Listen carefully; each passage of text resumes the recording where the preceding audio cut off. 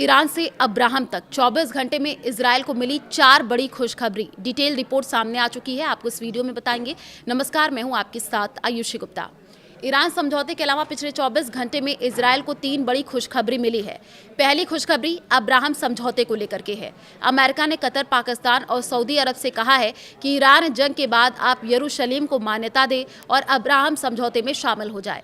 दूसरी खुशखबरी सोमालीलैंड से आई है। हाल ही में इजरायल ने सोमालिया के एक इलाके को सोमालीलैंड के रूप में मान्यता दी है। अब सोमालीलैंड यरूशलेम में दूतावास खोलने जा रहा है। तीसरी खुशखबरी तुर्की के पड़ोस में मिली है। साइप्रस के चुनाव में इजरायल समर्थित DYSI पार्टी को बड़ी जीत मिली है। ये पार्टी साइप्रस की धुर दक्षिणपंथी पार्टी है। पार्टी के नेता खुले मंच से इजरायल की नीतियों की तारीफ करते हैं।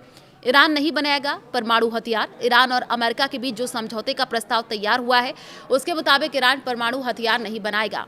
इसके अलावा ईरान ने अमेरिका को यह भी भरोसा दिया है कि संवर्धित यूरेनियम को तेहरान खत्म करेगा। और इसके बाद इजरायल के प्रधानमंत्री बेंजामिन नेतन्याहू ने एक पोस्ट किया। नेतन्याहू ने खुद की तस्वीर को शेयर करते हुए लिखा कि ईरान के पास परमाणु हथियार नहीं होगा। मिडिल ईस्ट में इजरायल का सबसे बड़ा दुश्मन ईरान ही है। ईरान उसके प्रॉक्सी समूहों के कारण इजरायल लंबे वक्त से परेशान है। अब्राहम के जरिए मुस्लिम जगत में पैठ अमेरिकी राष्ट्रपति डोनाल्ड ट्रंप ने अपने पहले कार्यकाल के दौरान इजरायल को मुस्लिम जगत में एंट्री दिलाने के लिए अब्राहम समझौता तैयार करवाया था। उस वक्त सिर्फ UAE ने इस पर हस्ताक्षर किया था। अब अमेरिका की कोशिश इस समझौते में सऊदी, पाकिस्तान जैसे देशों को शामिल करना है। एक्सियोस के मुताबिक ट्रंप ने इन देशों से फोन पर बातचीत की है। ट्रंप ने कहा कि ईरान जंग के बाद इजरायल के साथ सभी आ जाए, इसके लिए अब्राहम समझौते पर हस्ताक्षर जरूरी है। इस बीच इजरायल के यरूशलेम में सोमालीलैंड का दूतावास खोलने की सुगबुगाहट तेज हो गई है। सोमालीलैंड सोमालिया से अलग होकर के बनेगा। इजरायल ने इसे मान्यता दे दी है। हालांकि अरब के कई देश इसका विरोध कर रहे हैं।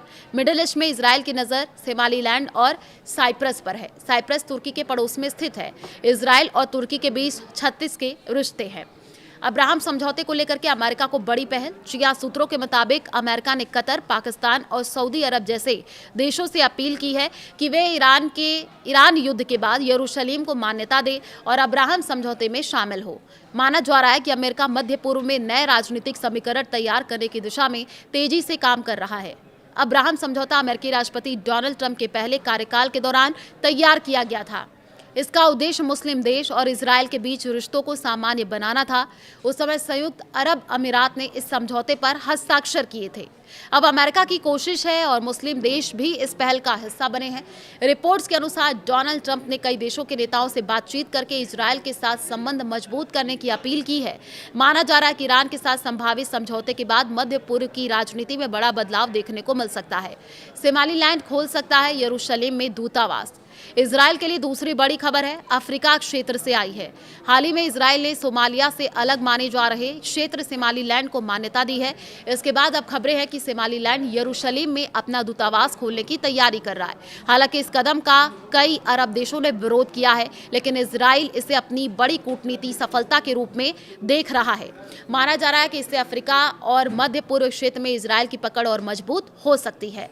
ईरान से लेकर के अब्राहम समझौते तक इजरायल को पिछले 24 घंटे में ये 4 बड़ी खुशखबरी मिली है। अमेरिकी राष्ट्रपति डोनाल्ड ट्रंप ने जहां सऊदी, पाकिस्तान और कतर जैसे देशों से अब्राहम समझौते के लिए शामिल होने के लिए कहा, वहीं ईरान डील भी इजरायल के पक्ष में है। उधर सोमालीलैंड यरूशलेम में अपना दूतावास खोलने जा रहा है।